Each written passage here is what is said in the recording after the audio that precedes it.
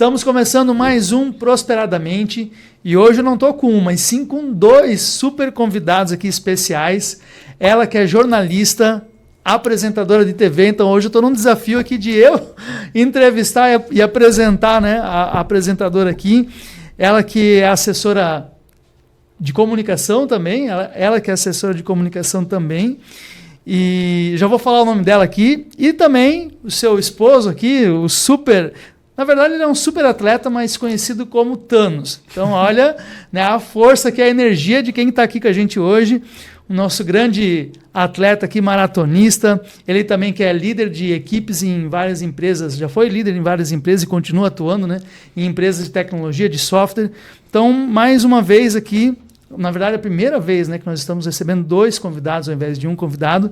Então, está comigo aqui a Karine Prolo. Seja muito bem-vinda, Karine. E o Alexandre Donati, para a gente bater um papo aqui sobre vários temas, corrida, profissão, trabalho, hobbies, né? Então, sejam bem-vindos ao Prosperadamente. Obrigado. É uma satisfação. Foi um convite inesperado, né? Eu fiquei surpreendido, mas, assim, positivamente, adorei mesmo e já vim na viagem pensando, já programando para participar, fazer parte do roteiro já da viagem, né? Foi bem satisfatório receber esse convite. Obrigado. Deu para pensar um pouquinho, né, Alexandre? Quantos quilômetros que foi a viagem?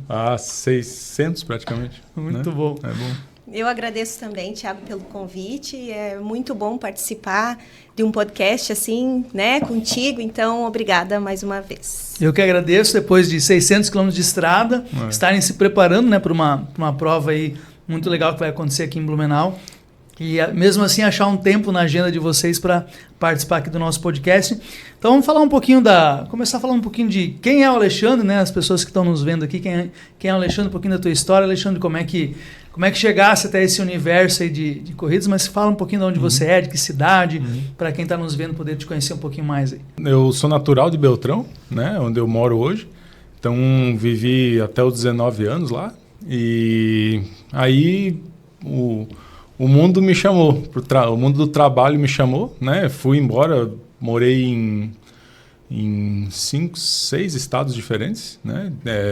Fui primeiro para Foz do Iguaçu, ainda no Paraná, depois Jaraguá do Sul, trabalhei 7 anos em Jaraguá do Sul. Olha só, ficasse na minha terra um tempo também. Então. Trabalhei numa empresa de sistemas para a indústria têxtil, né? Então, mas rodei o Brasil todo implantando esse sistema, né? Então, depois, nesse tempo que eu fiquei em Jaraguá, morei 2 anos em Caxias, numa indústria têxtil grande, implantando lá. E de lá fui para Minas Gerais, Ceará, Maranhão, Rio Grande do Norte. A empresa que eu estava no Rio Grande do Norte tinha sede em Recife, então viajava muito para Recife também. Isso se passaram 20 anos, né? Então, em algum momento tomei a decisão de voltar para minha terra natal, ficar próximo dos meus familiares, tudo. Então, voltei em 2021, né? 2022? 2021. 21, né? 2021. Aí resolvi voltar, vim para minha terra natal. Né? Poxa, que legal. A gente vai poder explorar um pouco dessa tua trajetória toda aqui, Alexandre e Karine, porque a ideia do podcast justamente é essa, né? É entender as experiências, o modelo mental, a forma de pensar, de agir e aquilo que vocês vivenciaram de experiências que podem ser insights, que vão ser insights para quem está empreendendo agora, para quem está querendo ascender na carreira de alguma forma. Então, assim, conhecer várias culturas, como é o caso da tua história, né? Tenho certeza que pode nos trazer insights que bem valiosos também para quem está nos acompanhando. E, Karine, fala um pouquinho da tua história para nós também. Eu viajei bem menos. Me mudei bem menos também. Eu sou beltronense, Thiago. Morei grande parte da minha vida em Francisco Beltrão. Aí depois fui para Cascavel, morei lá uns 10, quase 11 anos, lá onde eu tive os meus filhos. Aí voltei para Beltrão, que é onde eu moro hoje também. Me formei em Pato Branco, né, em jornalismo lá. Fiz 2 especializações em Cascavel, atuei em Cascavel no jornalismo sempre. E agora estou em Beltrão, então, que foi aonde a gente se reencontrou. Muito bem. E da onde que veio, Karine, essa curiosidade, assim, né? Porque jornalismo, a gente sabe que é uma profissão que mexe com toda a questão de estima, de comunicação, de confiança, de segurança, né? Como é que veio? Quando que surgiu insight para você? Ou teve algum momento que você falou, não, eu preciso decidir a carreira agora?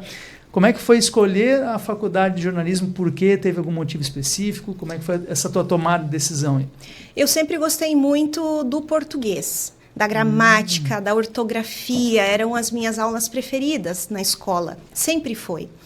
E aí, com o passar do tempo, eu fui pesquisando faculdade, só que tudo muito longe, né? Então, isso foi no ano 2000. Então, hoje em dia, parece que é tudo um pouquinho mais fácil, as faculdades estão mais descentralizadas, mas na época não.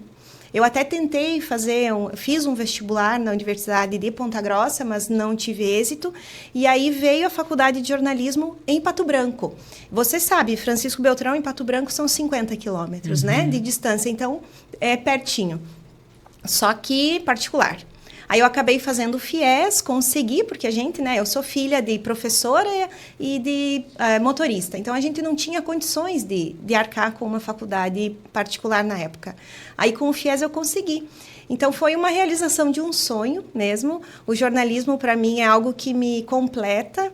Eu gosto, hoje em dia, então, o que eu mais gosto é fazer TV, eu acho que eu tenho essa facilidade de conversar, né, enfim.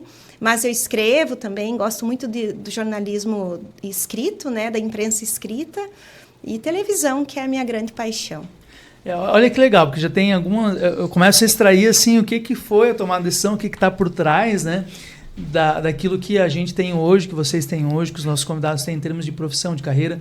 E você que disse que lá na escola você já tinha uma afinidade com português, com letras. E foi uma professora, a professora Sueli Balheiro de Lacerda, eu não esqueço. Foi ela era extremamente rigorosa, acho que ela te deu aula também? Deu. Extremamente rigorosa, ela nos fazia decorar as preposições, os verbos, tudo. E falar oralmente na frente da classe toda. Tô lascado aqui então com o meu português hoje. E foi aí que eu percebi, eu falei, gente, eu gosto disso, né? Análise sintática que se fazia, eu não sei se hoje é feito ainda com as crianças, enfim, os adolescentes, mas foi ali que eu pensei, poxa, é isso que eu quero.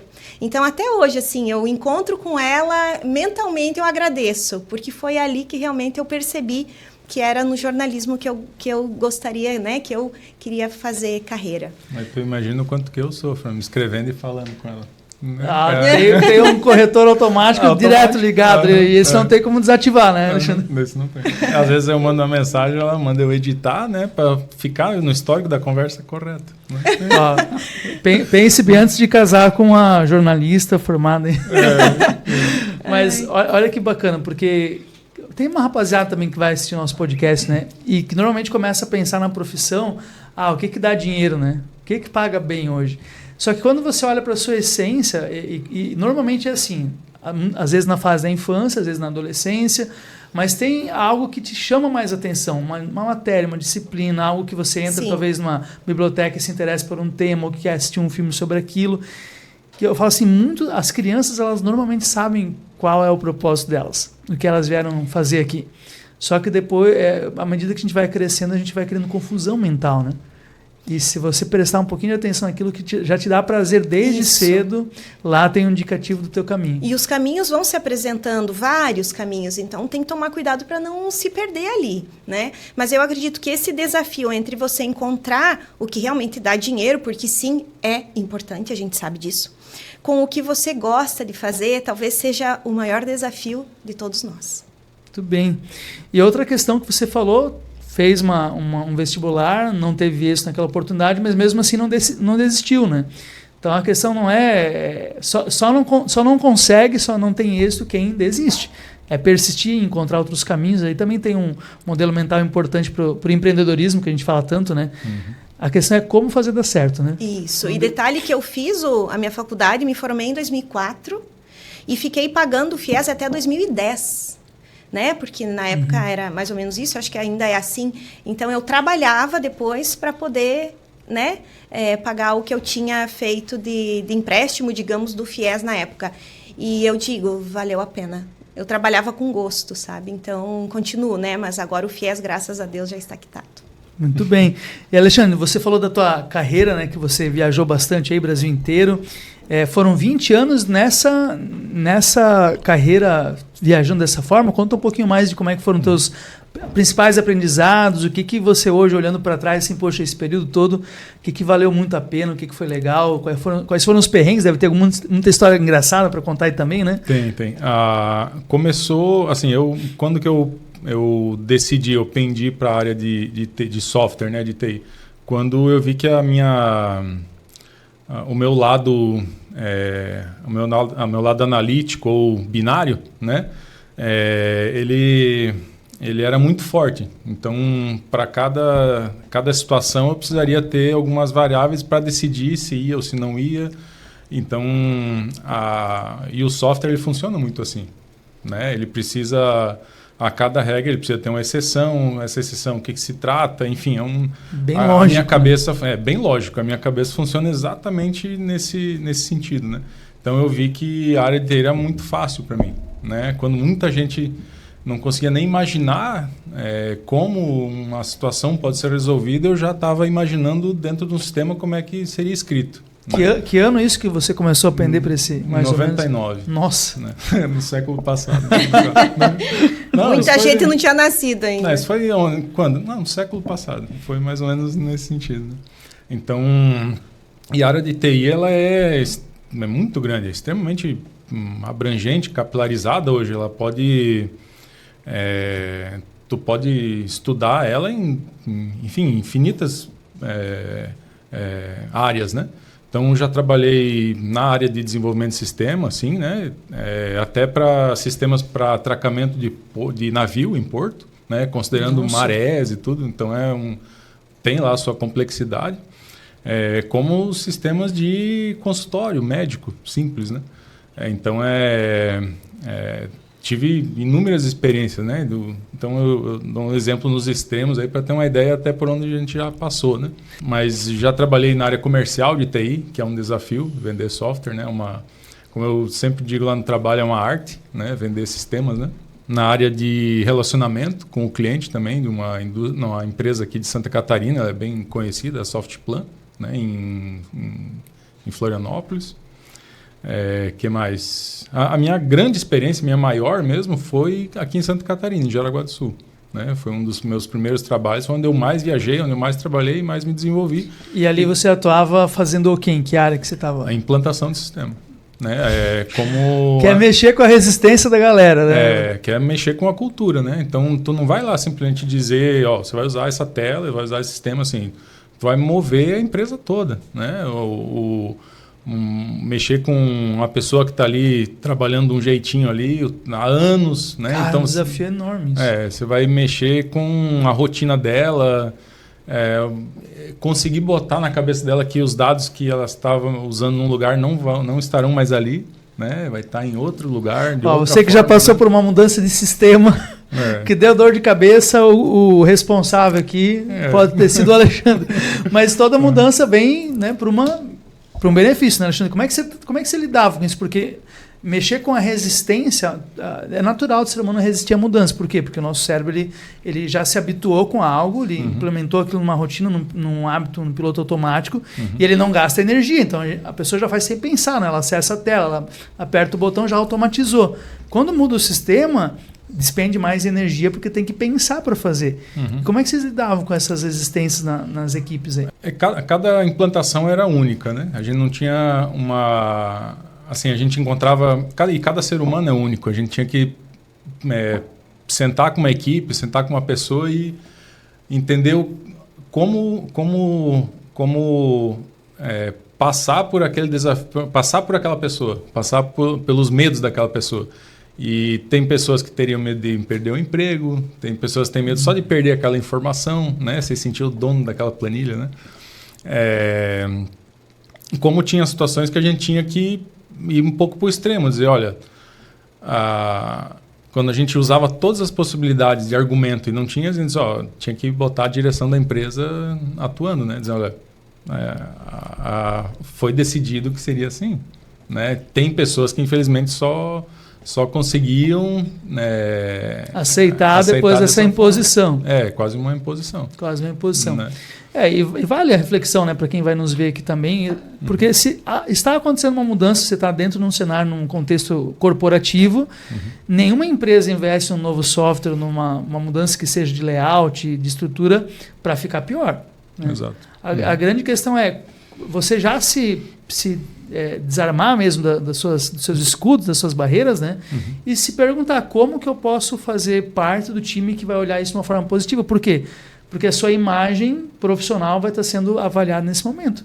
Você é do time que, vamos lá, vamos fazer acontecer, vamos fazer dar certo, já que a mudança vai acontecer, ou é do time que vai remar contra a maré e ainda é capaz de morrer, né, na praia depois aí. Então, nesses anos aí eu já encontrei absolutamente todo tipo de usuário, de gestor que teve resistência, que abraçou a causa, que ajudava a implantar. Então, encontra ser humano de todo tipo, né, nessas implantações. Né? E, Karine, ele falou um pouquinho dos desafios da implantação, né? Depois a gente vai voltar naquele ponto das viagens, que eu quero conhecer assim, um pouco da tua percepção das culturas. Né? A gente está no sul, vocês também são do Paraná. Esses dias eu estava atrás aqui com um convidado também, a gente falando da própria cultura, como é diferente pela história até da colonização do sul do nosso país, mas quando a gente vai, né, para outros estados dentro do nosso país, a gente começa a ver culturas diferentes, histórias diferentes, costumes, vamos entrar um pouquinho nisso depois, mas queria saber de ti também, Karine, quais são os desafios aí que você já enfrentou na tua profissão, porque as pessoas não conhecem o outro lado dos bastidores da televisão, né, que é uma das curiosidades, mas conta um pouquinho dos perrengues que você já passou aí. Nossa, Thiago, foram muitos, assim, principalmente no começo. Eu acredito que começo de carreira a gente acaba batendo um pouquinho mais a cabeça. Então, os perrengues, eles são um pouco mais frequentes. Eu lembro que eu comecei no jornal impresso, né, lá em Francisco Beltrão, no Jornal de Beltrão, acredito que você conheça. E aí tinha uma Elba na época, que era horrível de dirigir. Pesquisa aí no Google o que é Elba, né? Porque muita gente não vai saber. Nunca mais vi Elba muito por aí. Bom. E aí era horrível de dirigir. Então, às vezes, precisava ir para uma cidade próxima, ali Marmeleiro, Renascença, e ia lá dirigindo a Elba. Então, era um baita desafio chegar viva, né? Mas era muito bom. Eu lembro também de um muito engraçado, quando eu entrei na TV... sem experiência alguma, né? A gente quer ir toda arrumada, bonitinha, saltinho e tal. E teve uma matéria de encontrar um corpo de um senhor que estava desaparecido há muito tempo, lá no interior de Beltrão, no meio do rio, enfim. E a gente tinha que ir lá. E lá vai a Karine de saltinho alto no meio do mato. Né? Então, assim, são coisas assim que agora eu lembro, né, vira piada, mas na hora a gente sofre bastante. Aí tem várias outras de entrevistados, assim, às vezes eu vou fazer uma pergunta, o Ali sabe de uma, mas essa eu não vou ter coragem de contar. Que eu fui fazer uma pergunta para o cara e a pergunta ficou um pouco em duplo sentido, mas eu não percebi, assim, percebi depois que eu fiz a pergunta e virou uma piada só, sabe? Então tem umas coisas que realmente a gente lembra e ri. Mas o jornalismo, sim, e o ao vivo, sabe, Thiago? O ao vivo, ele te pega, assim, se você não está preparado para aquilo. Eu fiz muito jornal ao vivo, né? O jornal da TV Tarobá, lá de Cascavel. Então, não podia nada dar errado, porque tu estava ao vivo, né? Nossa, a capacidade de improviso, né? Isso. Tem o Paulo Martins, que ele até hoje é comunicador lá. Ele fala que o ao vivo é a casa do abençoado, porque é muito complicado, assim. Se é para dar errado, às vezes, tu não está preparado e dá. Mas é algo, assim, que me desafia. Sabe? Eu acho que o jornalismo, para quem gosta, quem entra nessa profissão, é porque gosta de desafios e são situações diferentes todos os dias, né? Tu não sabe o jornalismo diário, eu digo mais, me refiro mais. Você não sabe o que você vai fazer durante o dia, porque as notícias você não tem controle, elas vão acontecendo. E aí você tem que estar preparado para tudo. Né? Tanto para ir para o meio do mato, mas nunca mais de saltinho, né? Agora a bota tá no carro, né? Agora eu não faço mais a parte de reportagem, que é um grande desafio para quem é mulher, muito mais do que para um jornalista homem, né? Porque a gente tem Você não sabe o que vai encontrar. Não sabe, às vezes, né? Não tem horário. Então, eu admiro muito, assim, os homens também, mas as mulheres jornalistas, repórteres de rua.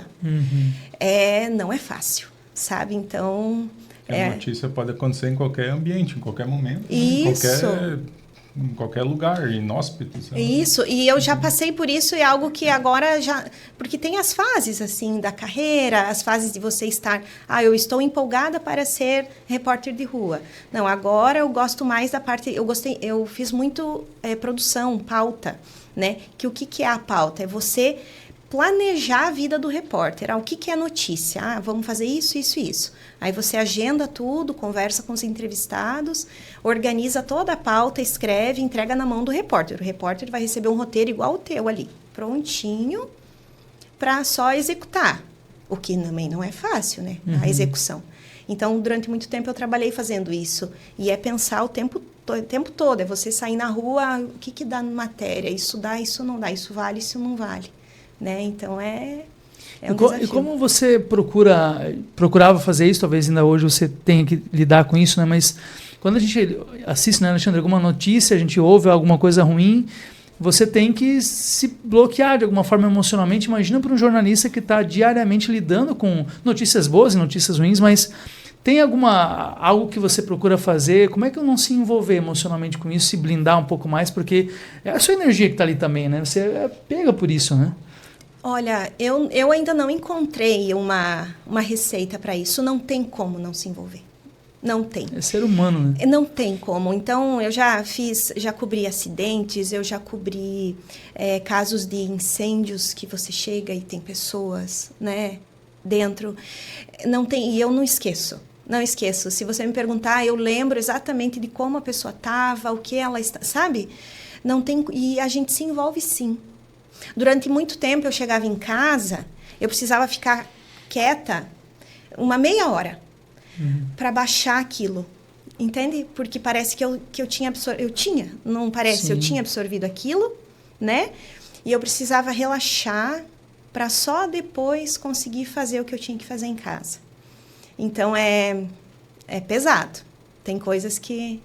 Porque às vezes quem assiste uma matéria, uma reportagem como essa, né, não imagina ou não se coloca no lugar do profissional que está ali tendo que dar a notícia, mas que ele está absorvendo, como bem você colocou tudo aquilo, né? Um grande desafio.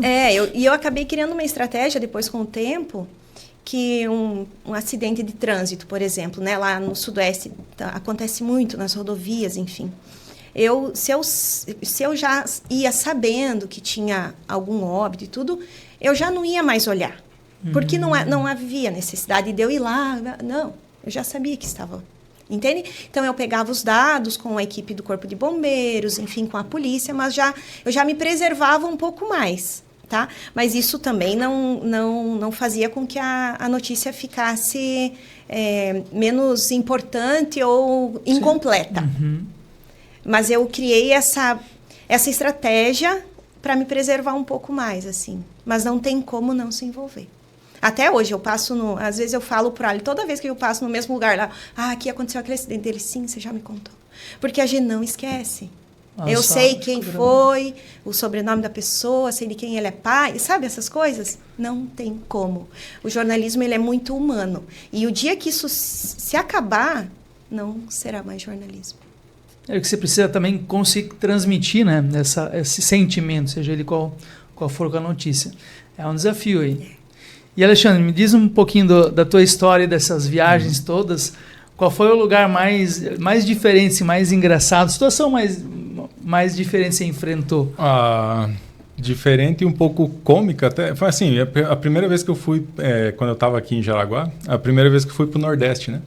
Então, assim, é um impacto. E o que aconteceu? Eu cheguei no primeiro dia do São João, lá de Caruaru e...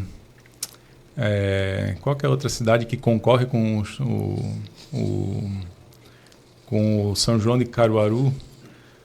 Acho que não é Recife. Enfim, são duas cidades ali que brigam pelo maior São João do mundo, né? Olha só. Campina Grande. Eu fui para Campina Grande, numa indústria têxtil, né? Fazer uma implantação lá no primeiro dia. Então, assim, o menininho do Sul aqui, chegando, primeira viagem e tal. Primeira viagem.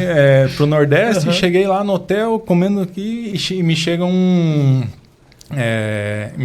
bloco de foliões no hotel, né?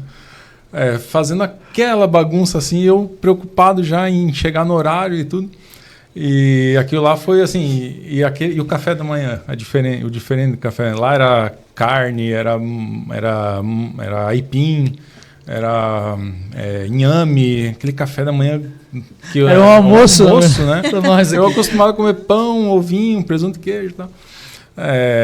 Então aquilo ali, disse, meu Deus, que mundo grande, né? Que um mundo diferente, meu Deus do céu.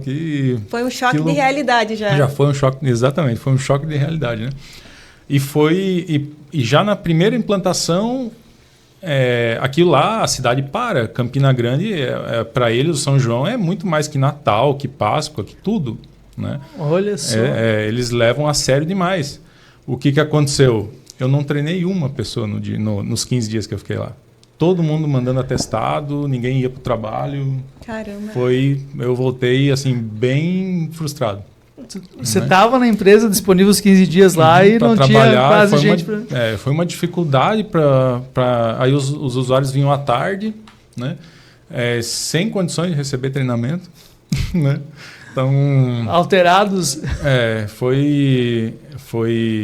Eu não digo que aqui não tem, mas até o restaurante, sabe? A gente comendo, vinha o gato em cima da mesa. O local, assim, era uma indústria têxtil gigante de gaze para hospital, sabe? Faixas, né? Era um negócio bem diferente. Bem diferente. Esse foi uma situação interessante. A outra, eu estava numa pegada de implantação eu ficava sempre 15 dias fora. Ou uma semana ou 15 dias. E na sexta-feira à tarde eu tinha certeza, quando eu estava no final do meu ciclo, que eu ia receber a ligação da minha empresa para dizer onde que eu estaria segunda. Qual o local do Brasil que eu estaria segunda, né? Então, e eu já estava, acho que 4, 5 rodadas assim, direto, né? E era no interior de São Paulo, não vou lembrar a cidade agora, mas indo do interior para a capital para pegar o voo para Joinville, de São Paulo para Joinville para vir embora na sexta tarde, e estoura o pneu do ônibus, né? Do interior para a capital, né?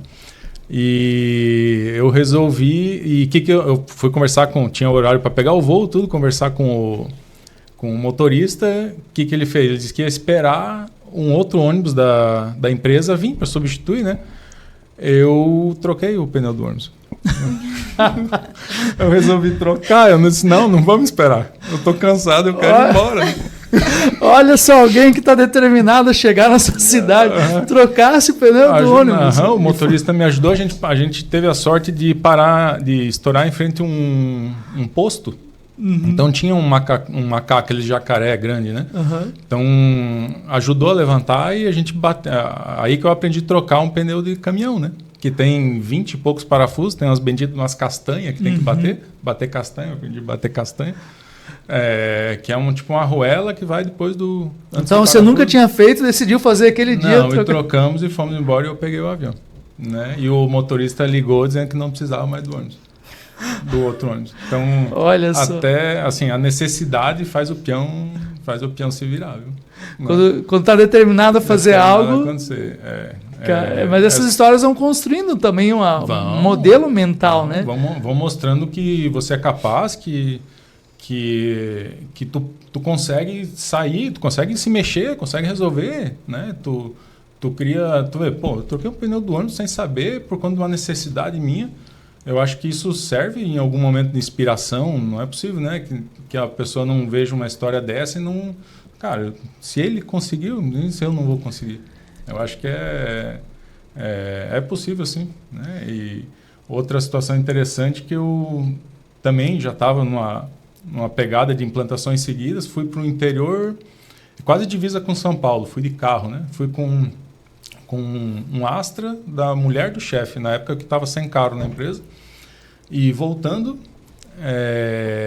estourou lá as peças que controla a temperatura lá, na volta, né? Eu estava para lá de Curitiba ainda, e pensei, nossa, aí chamei o guincho, né?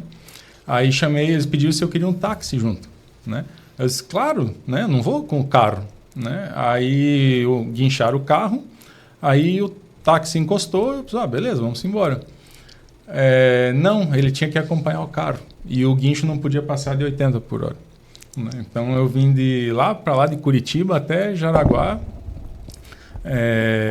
a 80 por hora, porque tinha que acompanhar o táxi que tinha que acompanhar o carro, não podia ser separado. O trajeto que podia fazer talvez em 2 horas e meia, levou quase 4 horas. Quase 4 horas. Mas a história do ônibus eu achei muito interessante, do pneu que você trocou, porque muitas pessoas não têm noção, e a gente vai falar daqui a pouquinho de corrida, tem a ver com isso também, né? Da capacidade que elas têm, quando elas se predispõem de fato a fazer algo, né? Tem muitas pessoas que desistem antes de começar, nem tentam, né? E tem a ver com isso, não. Tem um compromisso, decido chegar no horário, vamos encarar aqui e a gente vai aprendendo no processo, né? Isso. Você não tinha tudo desenhado, como você não sabia que tinha que trocar as castanhas lá, que tinha que tirar, mas durante o processo você vai aprendendo. E eu vejo que hoje, eu escuto muito de empresas, né, que a gente trabalha fazendo cultura, treinamento, enfim, trabalhando nas organizações, quanto falta isso para muitos jovens que estão chegando no mercado de trabalho agora, assim, cara, se jogar, fazer, ter iniciativa. E aí, se você começa a desenvolver essa competência, essa habilidade de se jogar, fazer, aprender no processo, você vai se destacando. Como é que vocês percebem isso? Tem muitos que desistem nas primeiras castanhas da vida, né? E é isso, a gente precisa saber que, às vezes, um obstáculo pequeno faz parte do processo. E tem os maiores também, né? Tem a castanha e tem o pneu, né? Eu gostei, eu não sabia dessa história, gostei de saber. É bom saber que ele sabe trocar pneu de ônibus. Até a Karine está descobrindo novas histórias aqui com o Alexandre também. Imagina quantas tem ainda, Thiago, viu? Podia ficar com certeza umas 3 horas aqui, a gente só falando das tuas histórias aí. Que nem você falou antes daquele episódio do Nordeste lá. Eu não comentei, né, com vocês, mas o nosso podcast que ele é focado no Sul, nos 3 estados do Sul. Mas claro, né, tá aberto para todos os lugares, mas toda a nossa divulgação é focada nos estados do Sul. Para entender, porque é uma curiosidade que eu tenho, você viajou para vários lugares também fora do nosso eixo do Sul aqui. Como que vocês percebem, a Karine também trabalhando com televisão, como é que as pessoas enxergam quem é do Sul, na percepção de vocês? Porque você falou, né, chegou no hotel, estava lá focado, chegar no horário, daqui a pouco chega um bloco lá fazendo a tradição que é deles, está tudo certo, que tem a ver com a cultura da região, né? Mas como é que as pessoas de outros lugares enxergam na percepção de vocês o sulista, quem é do Sul aqui? Eu morei muitos anos lá no Nordeste, né? Então de 2008 a 2021 foi morando entre Fortaleza, Natal e São Luís, né? Então são estados que levam a cultura muito a sério, né? Eles valorizam muito a cultura deles, principalmente os cearenses, né? E eles, como é que eu vou dizer assim, de forma... Eles não é que invejam, mas eles... Admiram. Eles admiram demais a beleza, né? Então, quando vem alguém de lá para cá e vê essa floresta, né? essas BRs cheias de verde ao redor, é muito diferente. É muito diferente. Lá a vegetação é muita pedra, muita areia, né? Muita terra seca mesmo. Então, eles admiram demais a beleza aqui do Sul, né? E querendo ou não, eu vivi lá, eu posso dizer com propriedade que eles admiram demais a cultura de trabalho. Quando a gente diz que aqui não se comemora carnaval, eles acham um absurdo. Eles acham mesmo, não estou brincando, pode ir lá perguntar para eles. Lá se para na quinta-feira, né? O carnaval é oficial na terça, né? Se para na quinta à tarde. Na semana anterior. Na semana anterior já para se programar. E o pessoal volta na quinta, depois da quarta de cinzas, e tem gente que... até órgãos públicos voltam só na outra segunda, né? Porque engata quinta e sexta às vezes. Então, é um mundo bem diferente. A gente tem vários Brasis dentro de um, né? Vários Brasis. Então, cada um vê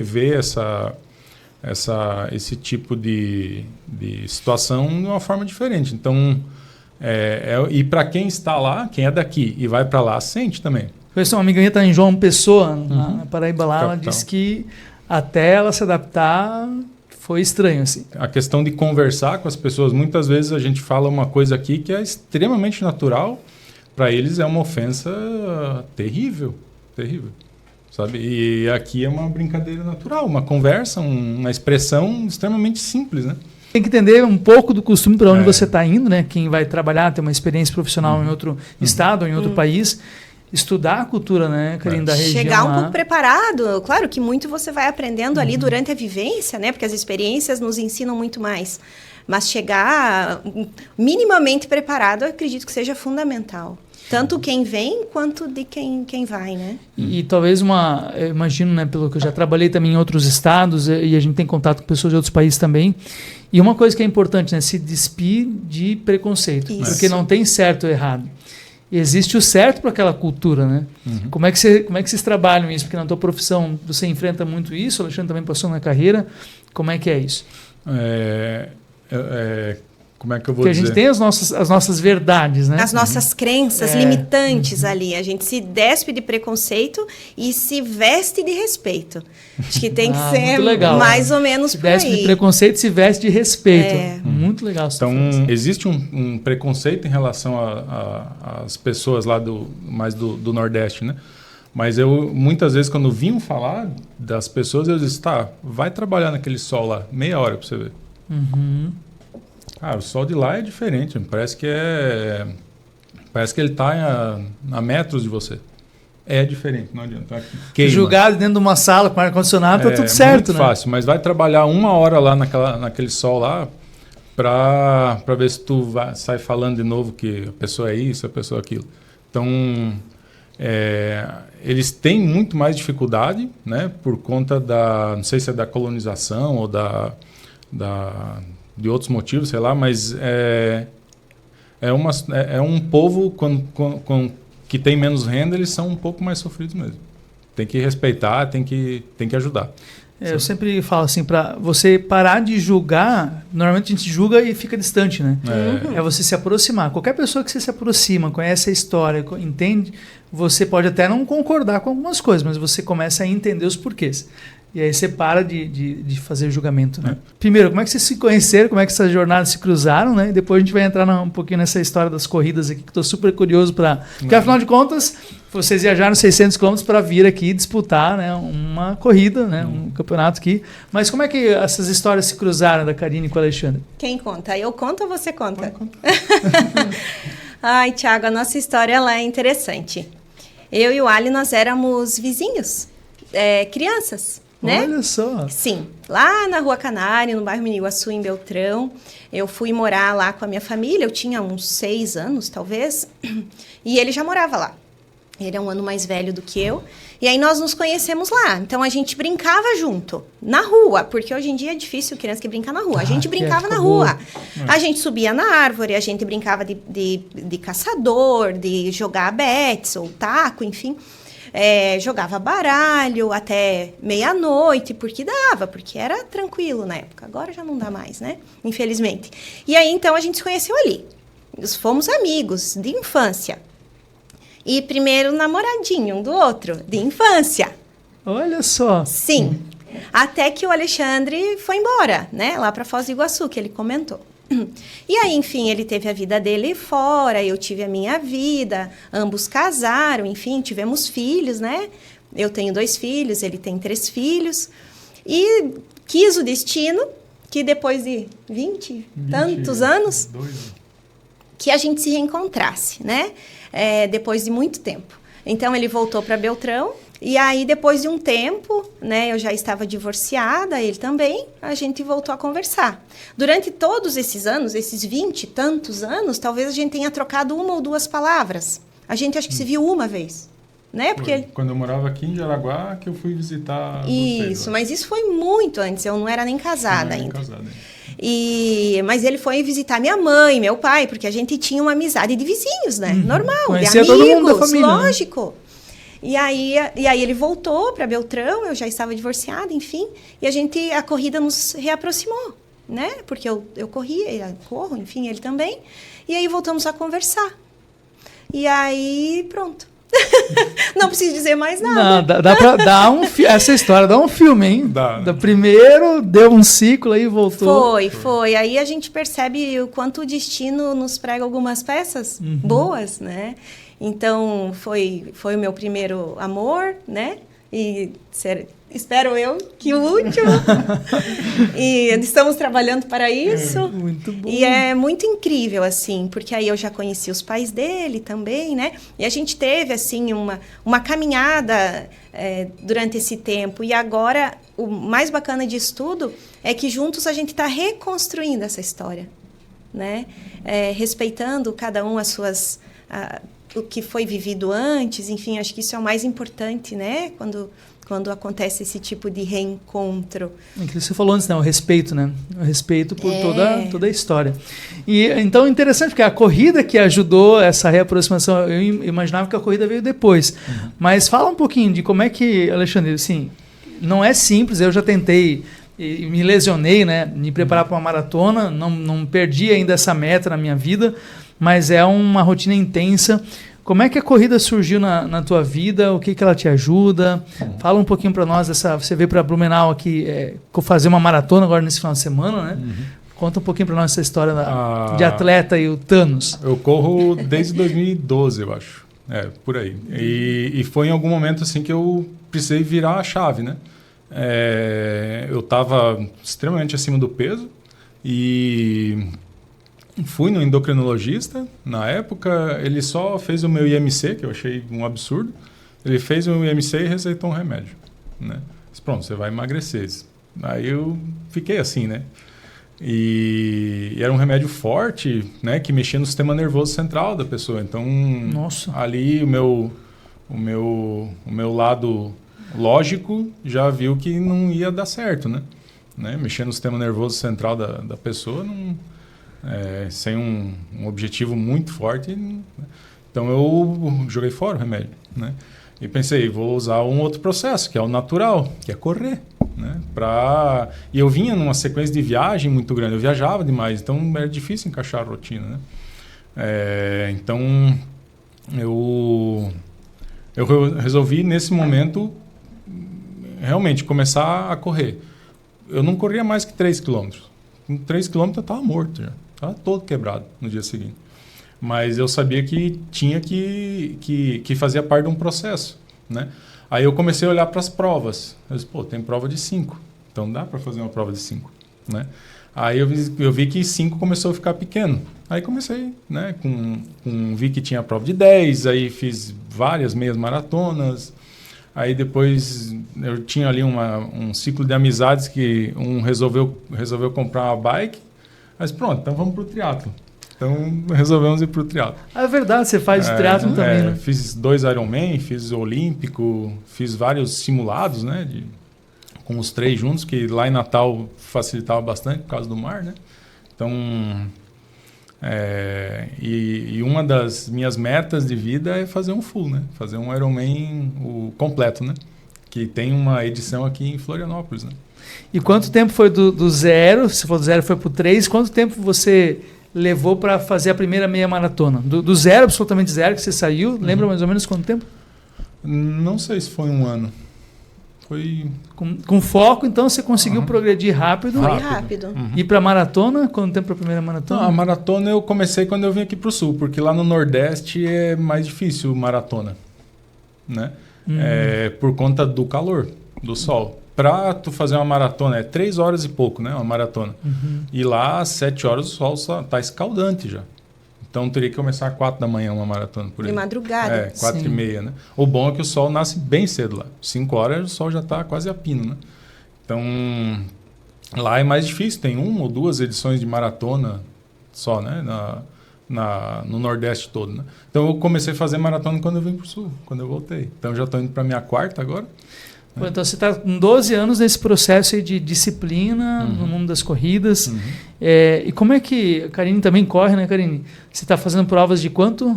Agora eu dei uma boa parada nos últimos 2 anos, Thiago, porque o meu pai acabou se debilitando, né? E aí eu acabei perdendo um pouco o foco da corrida, porque corrida é muito isso, sabe? É muito foco. Então, eu acabei dando uma parada. Mas já corri, fiz uma meia maratona, agora eu tô... Fizesse meio também. Agora eu tô retornando devagarinho. Na prova de Blumenau, vou correr só 5. É só para curtir mesmo. Eu vim mais para acompanhar e tietar.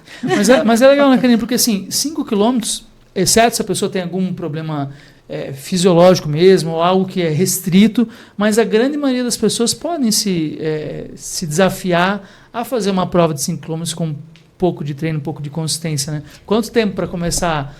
Não faço nada hoje e quero chegar pelo menos a completar, não é? Ir lá e pegar o pódio dos 5 quilômetros. Mas pela experiência de vocês, quanto tempo para a pessoa conseguir pelo menos participar de uma experiência, de uma prova?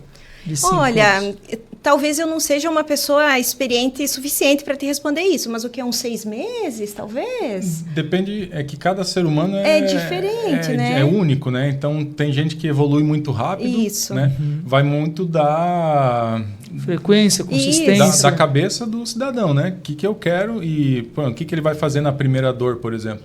Né? Como é que ele vai lidar com a primeira lesão. Né? O que talvez seja o principal conselho, né, para responder na sua pergunta, é buscar ajuda de um professor, de um profissional de educação física, de um orientador ali, porque vai lesionar. Não dá para querer fazer as coisas sozinhos, porque é muito difícil. Né? Para entender o seu ritmo, né? o seu estágio de evolução. O começo ele é parecido para todos, mas mesmo assim precisa de orientação, né?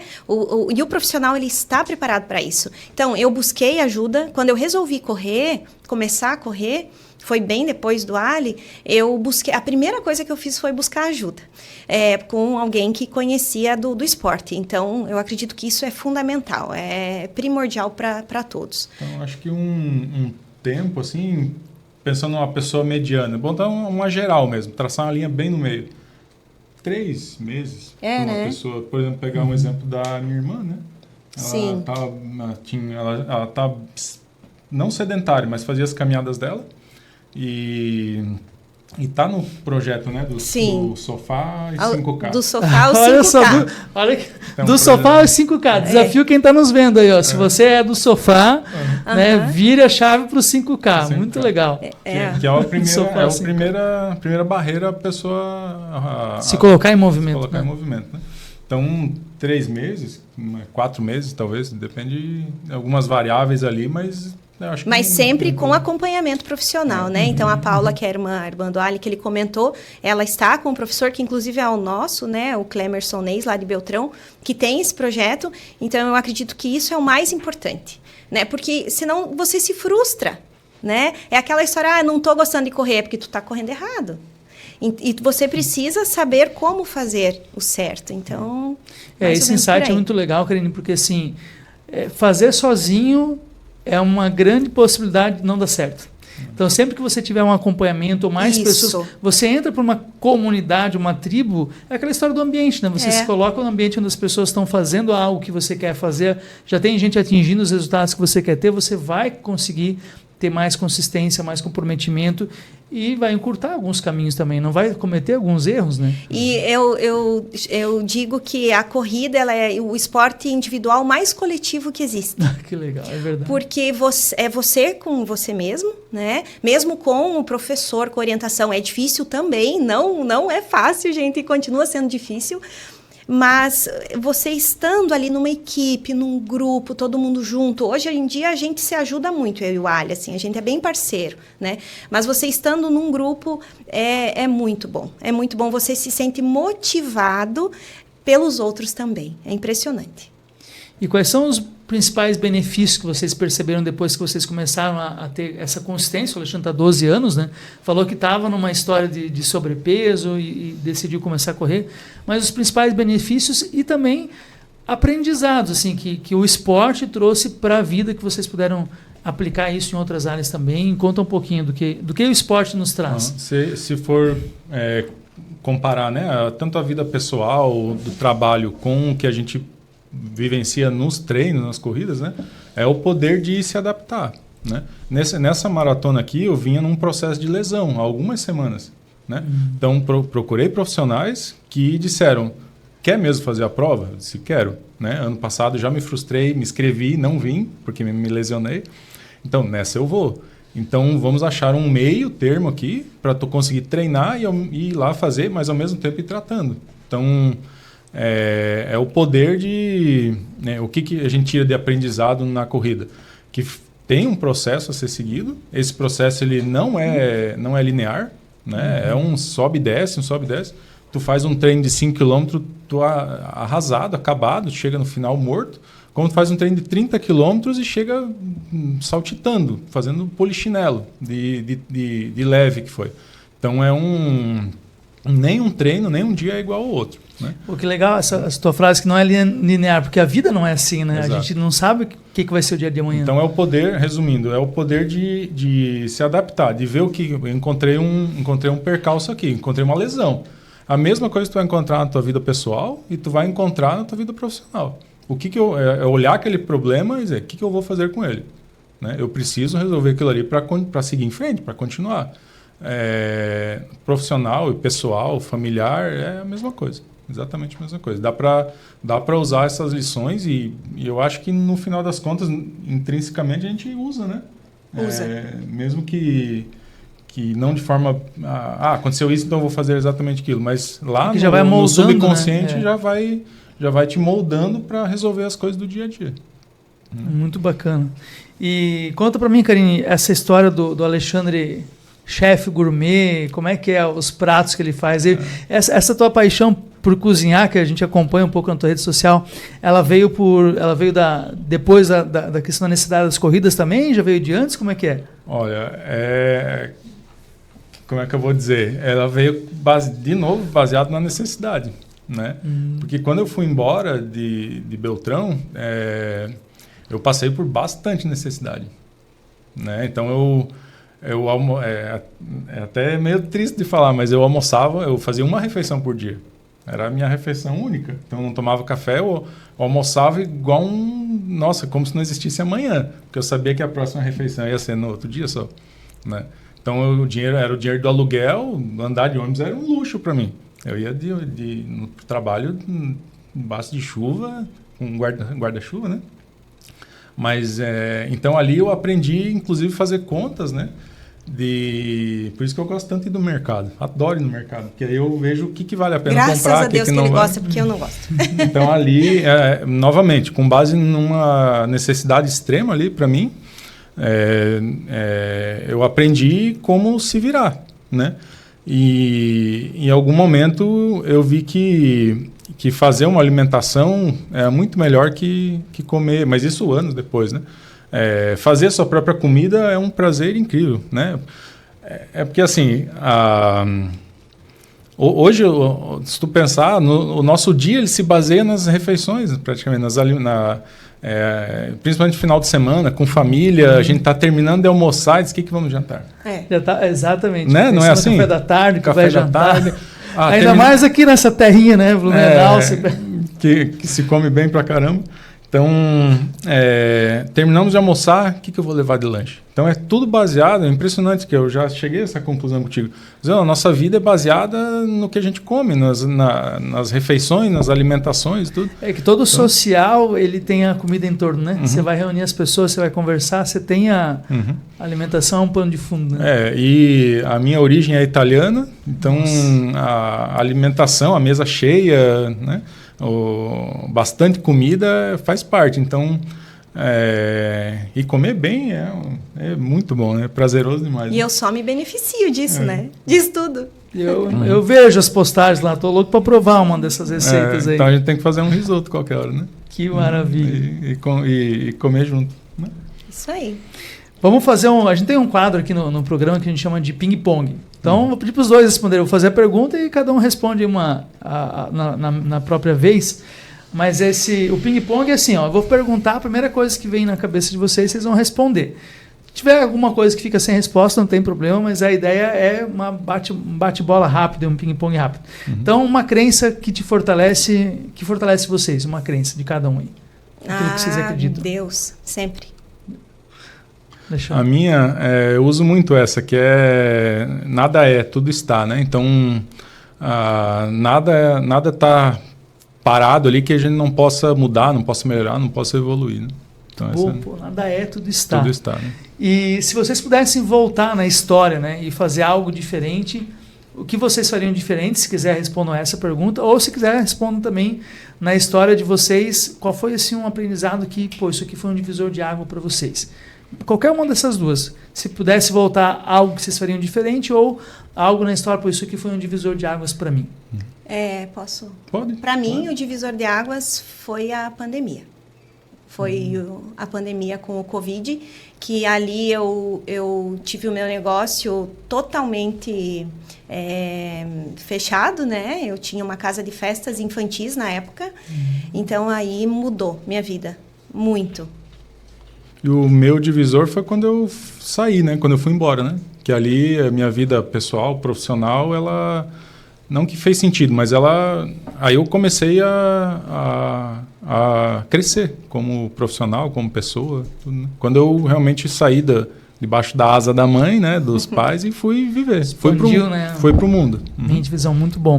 E um sonho grande, uma visão para o futuro, um sonho que vocês tenham que possa ser compartilhado, claro, né? Mas o que vocês, quando olham para o futuro, o que vocês pensam? Eu quero, acho que ver meus filhos crescerem, assim. Maurício e a Maria. Quantos anos tem eles? O Maurício tem 14, é um moço, e a Maria tem 11. Então eu quero acompanhar o crescimento deles. E o meu é mais curto um pouco, né? É fazer ainda um Ironman full, né? Um completo.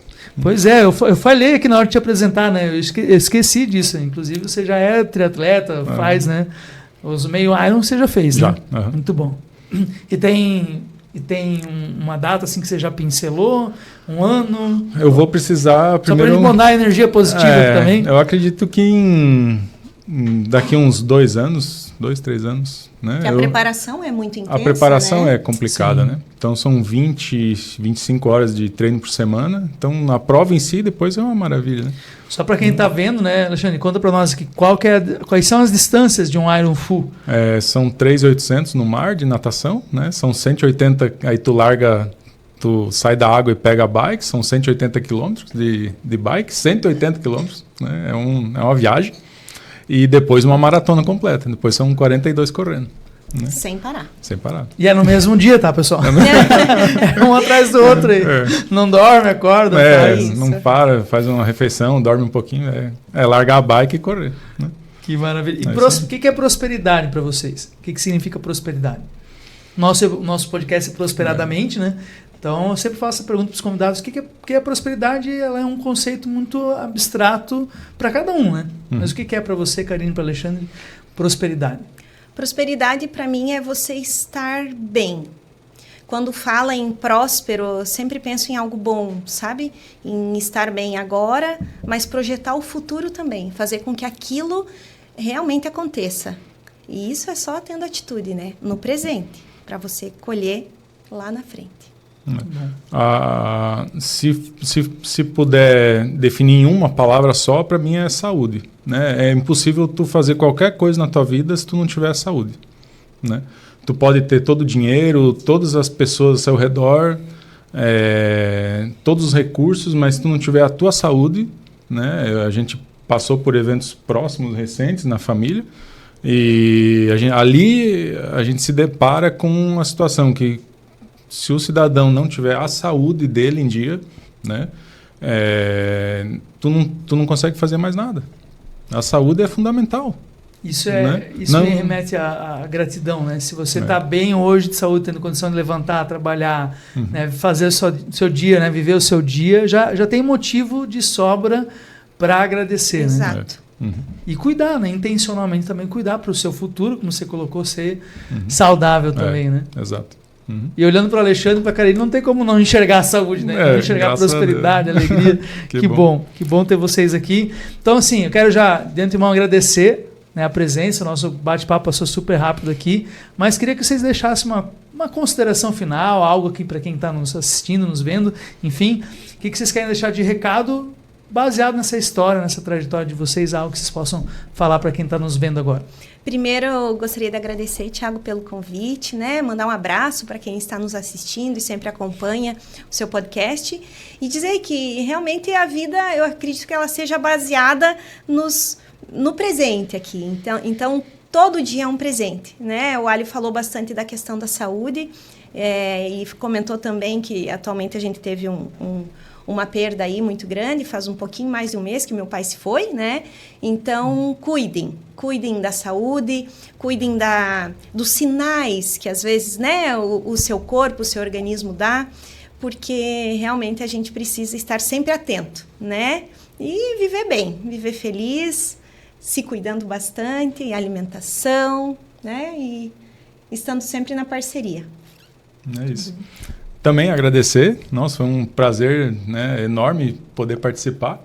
Aqui, né, Alexandre, alguma coisa que você possa, talvez, isso aqui é um insight, uma inspiração para quem possa estar vendo, que veio da tua história, né, daquilo que tu fez. Talvez sempre buscar um desafio novo, né, sempre ficar, uma coisa que eu levo muito para o trabalho, né, sempre se sentir incomodado, né, saber que você, mas é aquele conformismo positivo, não satisfação positiva. Não assim, aquele ambiente de reclamação e tal, mas sempre se sentir desafiado, né? O ser humano é único, né? Mas saber que, determinada pessoa posso me inspirar naquela pessoa e que o mínimo que eu, Alexandre, possa fazer e inspirar mais pessoas, né? Algumas já vêm conversar comigo, né? Nossa, como é que você consegue? Como é que você faz e tal? Eu até pergunto, cara, você tem um minutinho? Que eu vou ter que rezar uma cartilha que é longo. Você quer mesmo, né? Você quer mesmo, porque o processo é longo, né? Mas tu tem que buscar na tua vida, no teu trabalho, no esporte, na família, o que te dá prazer, o que te faz bem, né? E isso cada ser humano vai entender de uma forma. Então, é mais ou menos por aí que a gente leva a vida, leva os dias, né? Que maravilha. Olha, pessoal, estou muito feliz aqui de ter recebido esse casal super querido, de coração mesmo. Eu sei que, assim, num dia que antecede a prova, a gente está mais concentrado, quer dar uma relaxada, e eles tiraram esse tempo aí precioso para participar do podcast. Então, mais uma vez, muito obrigado. E sucesso amanhã, né? Que seja uma prova maravilhosa, que seja mais uma experiência, né? Cada minuto aí bem vivido, porque é um processo também de autoanálise, né? Reflexão numa corrida. Então, muito obrigado. E espero que voltamos a nos ver em breve aí também.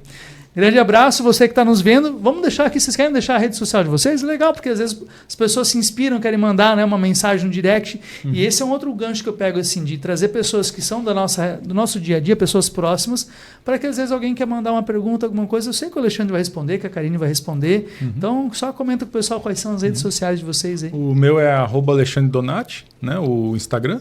Né? Sem ponto, sem underline, sem nada. Só com 2 T's? Com 2 T's. Isso, @Alexandre Donati. Né? Com 2 T's bem italiano. Isso, bem italiano. E o meu é @Karine Prolo também, tanto no Instagram quanto no Facebook. Muito legal. Karine Prolo. Então, pessoal, acessem lá, eu sou o Thiago Caetano, lá no YouTube também, Thiago Caetano e Prosperadamente, você vai encontrar. Está no Spotify, está no Deezer, está no Applecast também, nas nossas redes assim. E compartilhem esse episódio que eu tenho certeza que vai ser inspiração para muitas pessoas. Um grande abraço e até a próxima.